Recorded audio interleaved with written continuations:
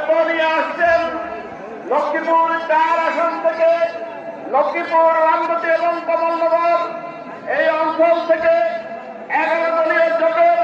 মনোনীত প্রার্থী জননেতা বাংলাদেশ জামাত ইসলামীর লক্ষ্মীপুর জেলা শাখার সংগ্রামী সেক্রেটারি, বাংলাদেশ জামাত ইসলামী কেন্দ্রীয় সুরের অন্যতম সদস্য জননেতা জনাব মিয়ার হাফিজুল্লাহ, জননেতা জনাব মিয়ার হাফিজুল্লাহ।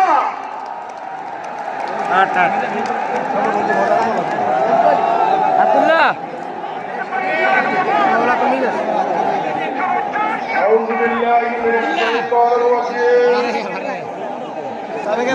بسم الله الرحمن الرحيم আজকে লক্ষ্মীপুর জেলা